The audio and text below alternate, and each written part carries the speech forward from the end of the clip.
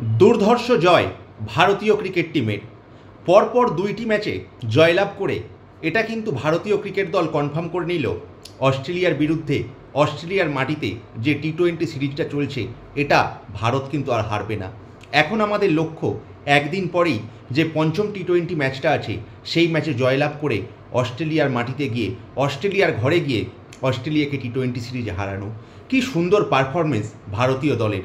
আজকের একটা অতি গুরুত্বপূর্ণ ম্যাচে 160 রানের জবাবে 119 রানে অল উইকেট করে দিল, অর্থাৎ 48 রানের একটা গুরুত্বপূর্ণ জয়লাভ তুলে নিল ভারতীয় ক্রিকেট টিম। আর এই ভারতীয় ক্রিকেট টিমের জয়লাভের পিছনে কিন্তু মূল কারিগর ছিল অবশ্যই ভারতীয় বোলাররা। কারণ আজকের যে ম্যাচটা জয়লাভ করেছে এটা totally credit goes to Indian bowler. কারণ আজকে যে ম্যাচটা হয়েছিল এটা ছিল কুইন্সল্যান্ডের মাঠ। এই কুইন্সল্যান্ডের মাঠ কিন্তু অত্যন্ত টাফ ফর ব্যাটিং।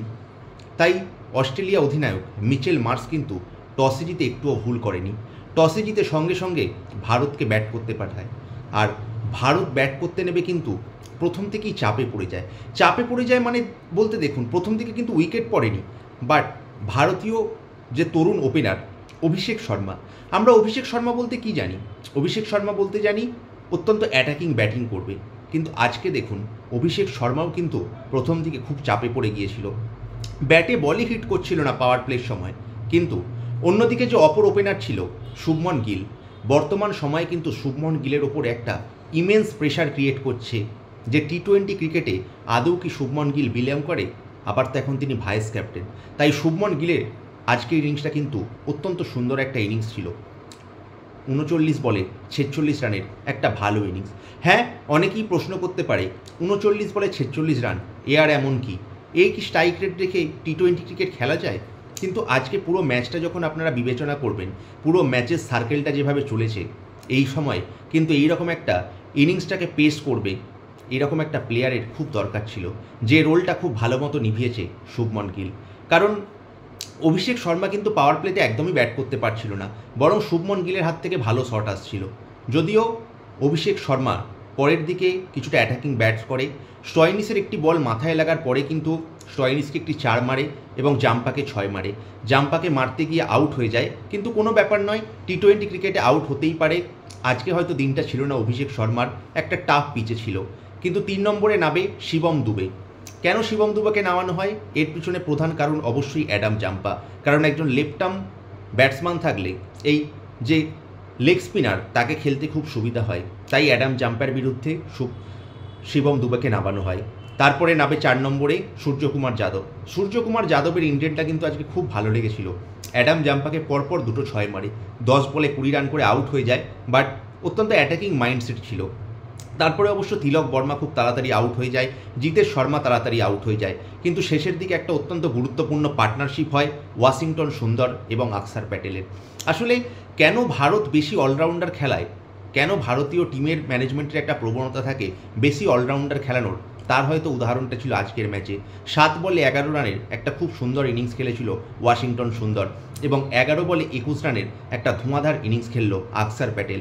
আসলে এই ইনিংসগুলো খুব ছোট ছোট লাগলেও কিন্তু এই অত্যন্ত টাফ পিচে 167 রানটা কিন্তু একটা ভালো স্কোর ছিল। হ্যাঁ, তবে আমার মনে হয় ভারত হয়তো আর 15টা রান বেশি করতে পারতো, 180 রান অ্যাটলিস্ট যেতে পারতো। তবুও আকসার প্যাটেল কিন্তু শেষ ওভারে খুব ভালো ব্যাট করে। ন্যাথান এলিসকে একটি 6 মারে, স্টয়নিসকে একটি 6 মারে এবং 4 মারে। তাই মোটামুটি শেষ ওভারে একটা ভালো ব্যাট করেছিল আকসার প্যাটেল। তাই এই ইনিংসটায় আকসার প্যাটেলের ইনিংসটা কিন্তু অত্যন্ত গুরুত্বপূর্ণ ইনিংস একটা বলা যেতেই পারে। তারপরে 167 রান যখন হয় তখন কিন্তু প্রথম থেকেই মনে হচ্ছিল ভারতকে একটু ভালো বল করতে হবে, কিন্তু অস্ট্রেলিয়ার ব্যাটিং যে এতটা সারেন্ডার করবে এটা হয়তো অতি বড় ভারত সমর্থকও ভাবতে পেরেছিল না। 119 রানেই অল উইকেট হয়ে যায় অস্ট্রেলিয়া।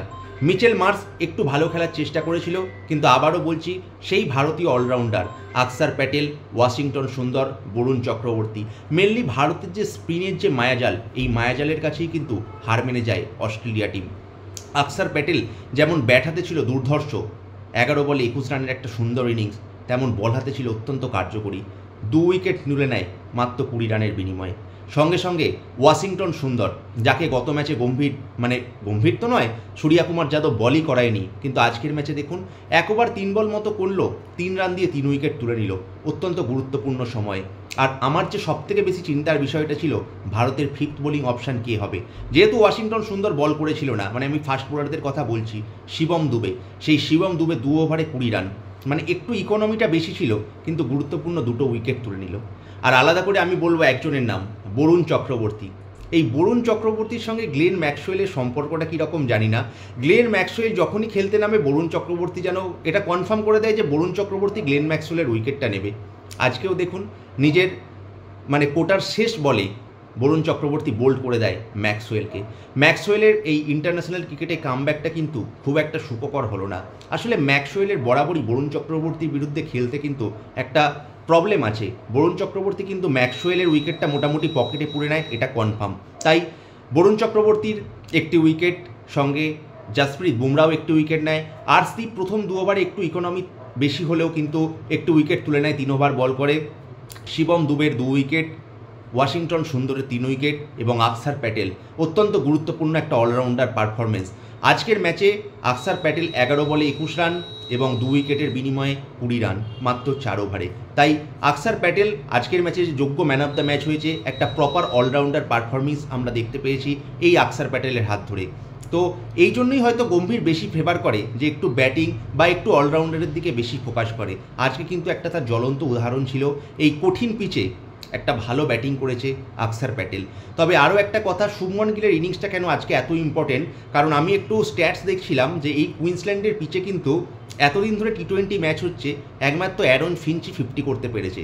তাই শুভমন গিলের যদি আর 4টে রান করতে পারতো তাহলে শুভমন গিল হয়ে যেত সেকেন্ড ব্যাটসম্যান যে এই কুইন্সল্যান্ডের পিচে সেকেন্ড 50 করবে। তাই শুভমন গিলের ইনিংসটা কিন্তু আজকে অত্যন্ত ভালো ছিল। হয়তো স্ট্রাইক রেটটা বেশি নয়, হয়তো আরেকটু অ্যাটাকিং খেলতে পারতো, but at the match point of view, at match circumstances, it's a real good innings. তাই শুভমন গিলের যে একটা সমালোচনা হচ্ছিল, এটা আপাতত হয়তো এই ম্যাচে কিছুটা বন্ধ হলো। আমরা চাইবো যে একদিন পরেই যে ফিফথ টি20 ম্যাচটা আছে, এখানে শুভমন গিল, অভিষেক শর্মা এবং ভারতের প্রত্যেকটা প্লেয়ার যেন ভালো পারফরমেন্স করে। অ্যাটলিস্ট ভালো পারফরমেন্স করলে আমরা তো সিরিজ হারবো না, এটা কনফার্ম হয়ে গেছে, কিন্তু আমরা চাইবো যে অস্ট্রেলিয়ায় গিয়ে অস্ট্রেলিয়াকে 3-1 হারিয়ে যেন ভারত এই টি20 সিরিজটা পকেটে পুরে দেয়। তাহলেই হয়তো ওয়ানডে সিরিজটা যে আমরা সামান্য কিছু সামান্যের জন্য হেরে গিয়েছিলাম, তার হয়তো প্রপার একটা রিভেঞ্জ তো বলা যেতে পারে না, একটা হয়তো তার পাল্টা প্রতি আক্রমণ হতেই পারে। কারণ তোমরা নিয়েছো ওয়ানডে সিরিজ, আমরা জিতবো টি20 সিরিজ। এইভাবেই আমরা চাইবো যে ভারতের অস্ট্রেলিয়া সফরটা যেন শেষ হোক।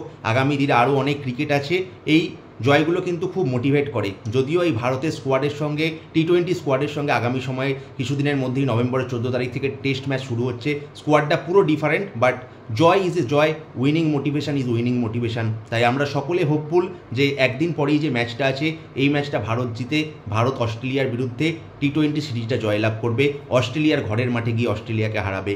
তো আপাতত আজকের ভিডিওটা আমার এইটুকুই ছিল, ভারতের ম্যাচ নিয়ে একটু রিভিউ করলাম। আপনারা একটু কমেন্ট করে জানাবেন আজকে ভারতের পারফরমেন্স কীরকম লাগলো। আমার ভিডিওটা যদি ভালো লেগে থাকে অবশ্যই একটু লাইক করে দেবেন। চ্যানেলে যদি প্রথমবার এসে থাকেন এবং এখনও চ্যানেলটি যদি না সাবস্ক্রাইব করে থাকেন অবশ্যই সাবস্ক্রাইব করে পাশে থাকা বেল আইকনটা প্রেস করুন। এবং আজকের মতো এটুকুই, দেখা হচ্ছে আগামী কোনো ভিডিওতে বা লাইভ অনুষ্ঠানে। ধন্যবাদ, নমস্কার।